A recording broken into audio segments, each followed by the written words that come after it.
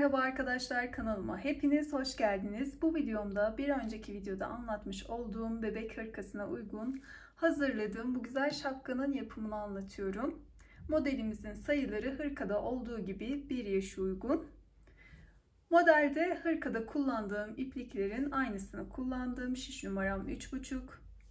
Modelimize arka kısmından başlıyoruz. Diğer yaşlar için de 6 ay için 2 artırma sırası daha az yapabiliriz. Daha küçük yeni doğan için örmek istiyor isek 4 artırma sırası daha az yapabiliriz.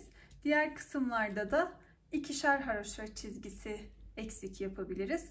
Bu kısım sabit kalabilir.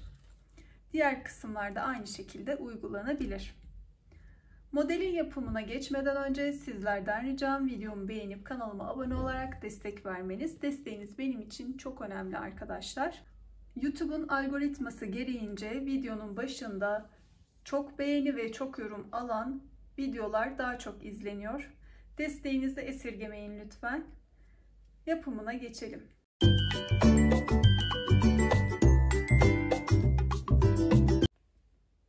Hırkada kullandığım ipliği şapkada da kullanıyorum. Orta kalınlıkta anti peeling özellikli bebe yünü şiş numaram 3,5.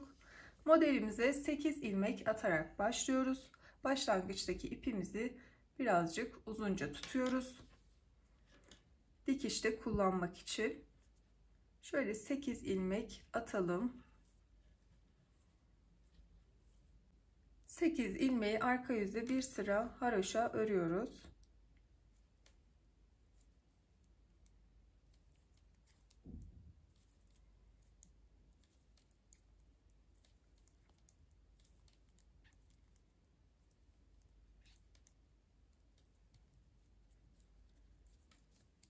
Ön yüze geçtim.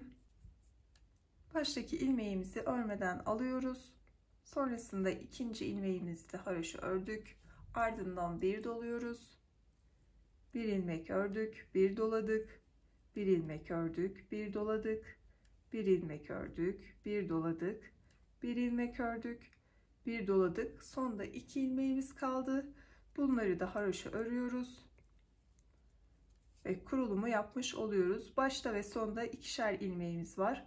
Aralarda da bir dolayıp bir örerek kurulumu yaptık. Arka yüze geçtik. Sıra başlarında ipimizi bu şekilde arkaya atıyoruz. İlk ilmeğimizi örmeden alıyoruz. Arka yüzde ilmeklerimizi haroşa örelim.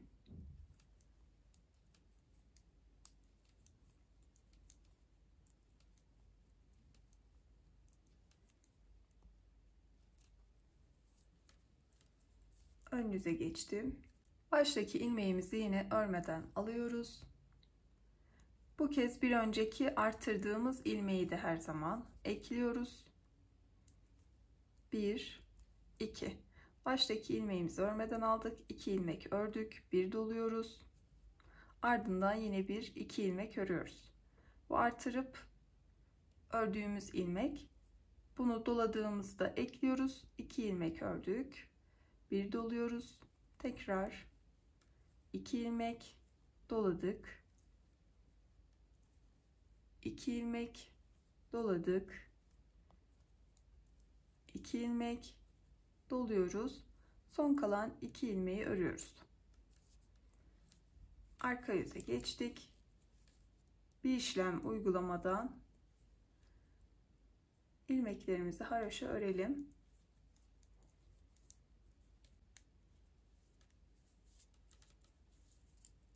Ön yüzdeyim. Baştaki ilmeğimi yine örmeden alıyorum. Bu kez 3 ilmek örüyoruz. Buradaki başlangıçta doladığımız ilmeği her zaman sayıyoruz. Bir öncekinde 1'di. Sonra arttı 2.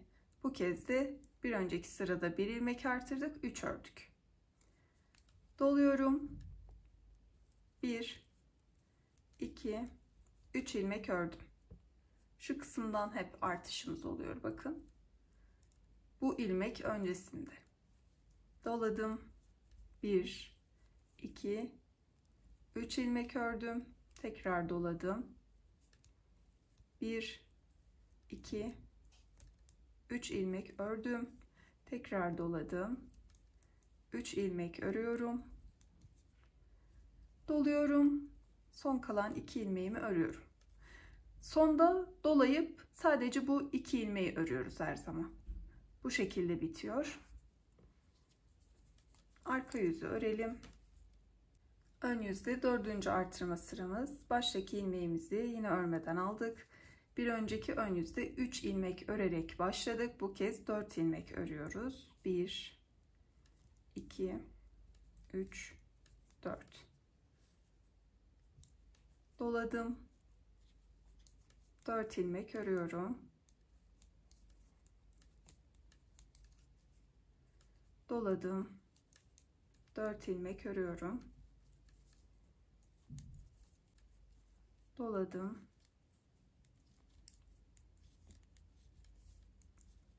4 ilmek ördüm. Tekrar doladım. Yine bir 4 ilmek. Doluyorum. Kalan 2 ilmeğimi örüyorum. Ön yüze geçtim. Ön yüzde 5. artırma sırasındayım. Baştaki ilmeğimi yine örmeden aldım. Bir öncekinde 4 ilmek örerek başlamıştık. Bu kez bir arttığı için 5 ilmek örüyoruz. Yani artırmalarımıza bir ilmek daha eklendi. Şöyle bakıyorum. Evet. Bunu örmeden alıyoruz. 1 2 3 4 5 ilmek ördük. Bunu da sayarsak 6, ama saymadan sadece artırdığımız ilmekleri örersek daha akılda kalıcı olur. Bu şekilde hepsi aynı sayıda örerek karıştırmadan devam edebiliriz. Bir doluyorum. Tekrar bir 5 ilmek örüyorum.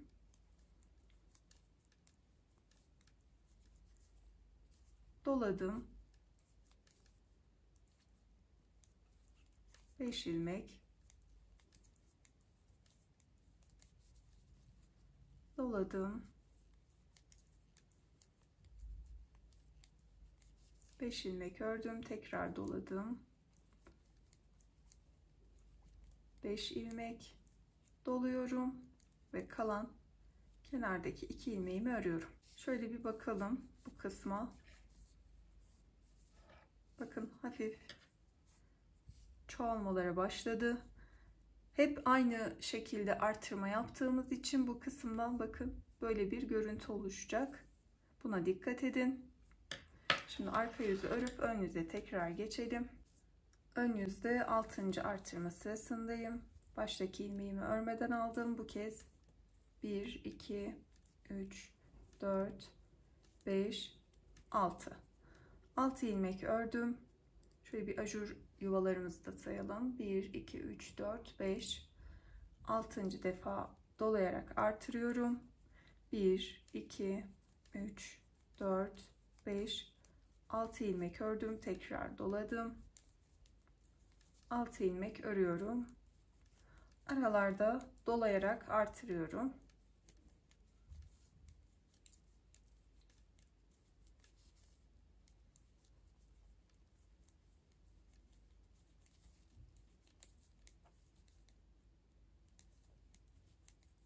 Sonda da dolayıp artırıyorum. Kalan 2 ilmeğimi örüyorum ve sırayı tamamlamış oluyorum. 7. artırma sırasındayım. Baştaki ilmeğimi yine örmeden aldım. 7 ilmek örüp artıracağız. 7. artırma sırası da bu şekilde 7 ilmekle bir dolayarak artırıyoruz. Bu şekilde de akılda kalıcı olur. Mesela ikinci sırada 2 ilmek örüp dolayıp artırmıştık. Üçüncüde 3 ilmek örüp 4'te 4 ilmek örüp dolayıp artırdık. 5'te 5 ilmek örüp 6'da 6 ilmek örüp dolayıp artırdık. Şimdi 7. sırada da aynı şekilde baştaki ilmeğimizi örmeden aldık. 7 ilmek örüyoruz.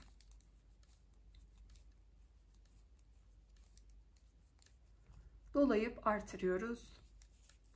Sonra bir 7 ilmek aynı şekilde artırıyoruz.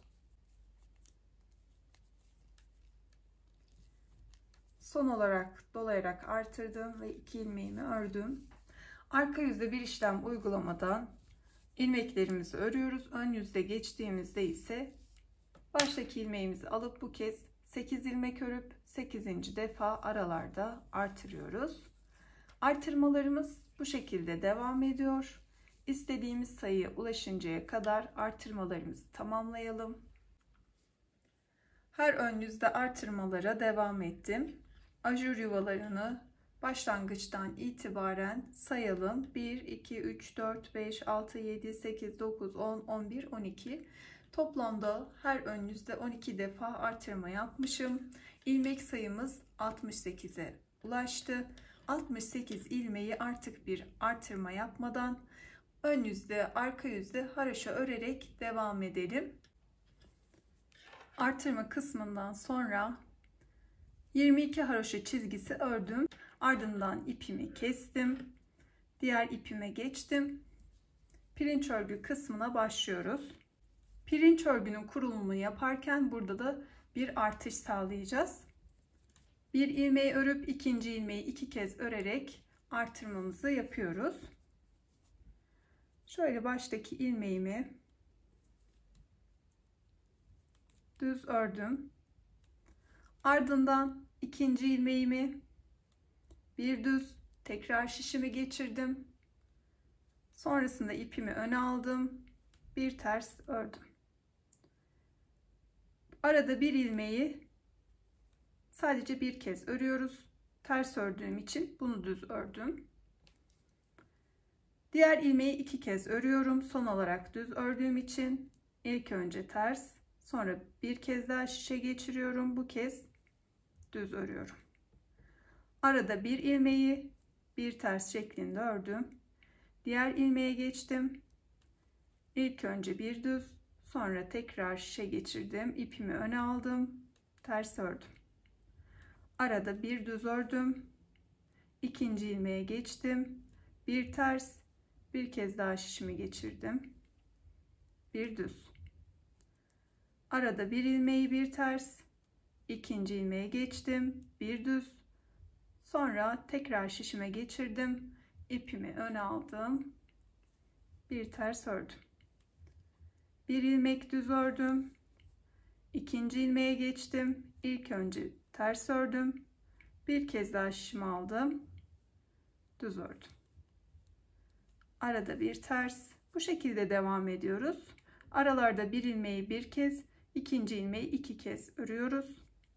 Bu şekilde artırımı sağlıyoruz. Hem de pirinç örgünün kurulumunu yapmış oluyoruz. Son olarak bir ters örmüştüm. Bir düz, tekrar şişime geçirdim. Bir ters, arada bir düz ördüm. İkinci ilmeği önce ters, sonra bir kez daha düz ördüm.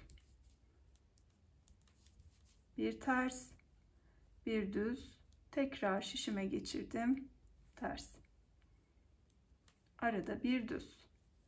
Devam edelim bu şekilde. İlk sıranın kurulumunu bir düz bir ters şeklinde yaptık. Tekli pirinç örgü her sırada düz ilmeği ters, ters ilmeği de düz örerek yapılıyor. Her geçtiğimiz sırada aynı şekilde yapılıyor. Şöyle baştaki ilmeğimi örmeden aldım. Sırada ters ilmeğim var. Bunu düz örüyorum. Düz ilmeğim var. Bunu ters. Tersleri düz, düzleri ters örerek bu şekilde ilerliyorum.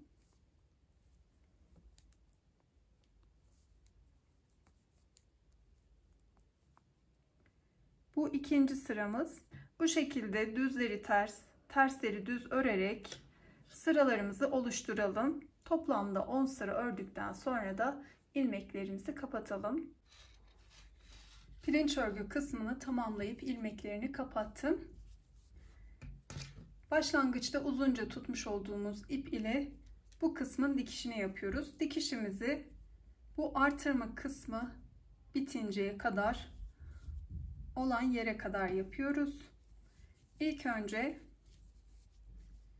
şöyle arka yüzden ön yüze çıkıyorum en uçtan. Ardından ilmeklerin üzerinden bu şekilde iğnemle geçiyorum.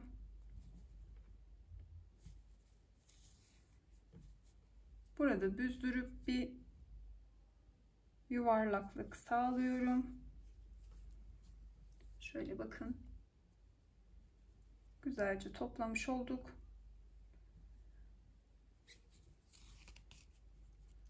Ardından dikişimize başlıyoruz. Şöyle tekrar ön yüze geçtim. Dikişimizi ön yüzden yapıyoruz. Bu kenardaki tırtıklardan karşılıklı alıyoruz. Şöyle tırtığa iğnemi geçirdim. Bir de karşılığı olan kısımdaki tırtığa iğnemi geçiriyorum.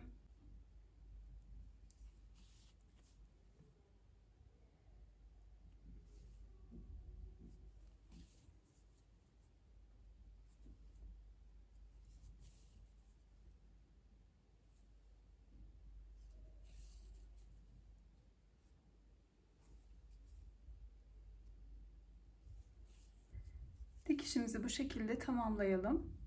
Dikişi tamamladım. Şimdi bağcık kısmına geçiyoruz. Bağcığımızı tığ ile yapıyoruz. Tığım 3 numara. Şöyle ilk önce sabitliyorum. Sonrasında 1, 2, 3 zincir çektim. Ardından bu zincir yuvalarına batıyorum. 1, diğerine battım. 2. Tığımda 3 tane ilmeğim var. İlk ikisini tığımdan çıkarıyorum. Baştaki ilmeğim, bu kısmı sıkıca tutuyorum ki buradan ip çekilince bu ilmekler kaçmasın. Bunu unutmayalım. İlmek aldım. Baştaki ilmekten ardından ikinci ilmeğe batıyorum. İlmek aldım. Üçüncüye battım. İlmek aldım. Tekrar 3 ilmek oldu. Ardından yine aynı işlemi tekrarlıyorum. Tığda ilk ilmeğim kalıyor. İpimi aldım. İçinden geçirdim. 1, ikinci ilmekten 2, üçüncü ilmek 3. Tekrar 2 ilmeği tığdan çıkarıyorum. İlmeğimi aldım. 1, 2, 3. Tığdan ikisini çıkardım. 1, 2, 3. Aynı işlemi tekrarlayarak devam ediyoruz. Şöyle göz kararı bir uzunluk elde edelim. 40 santim uzunluğunda bağcığı ördüm. Şimdi bu kenar kısmına geçiyoruz. Şapkamızın alt kısmına şöyle pembe kısımdan itibaren aynı şekilde örmeye devam edeceğiz. Örerken de bu kısmı birleştireceğiz. Şöyle başlayalım. Yine ilk ilmeğimi ördüm, ikinciyi ördüm, üçüncüye battım. Bir de bu tırtık kısma batıyorum.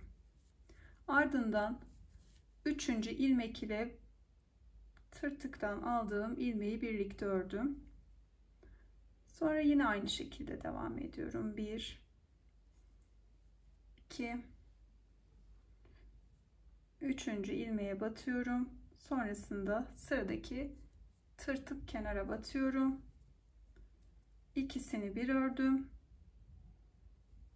Aynı işlemi tekrarlıyorum. İlkinden aldım. İkinci ilmeği aldım. Üçüncü tığımı alıyorum. Bir de bu kenara batıyorum. Bu kısımdan ikisini birlikte ördüm. İkisini tığımdan çıkarıyorum. 1, 2, üçüncüye battım. Sıradaki tırtığa battım. Üçüncüyle birlikte ördüm. 2 ilmeği tığdan çıkardım. 2, üçüncüye battım. Kenar kısmı battım. İlmeğimi aldım.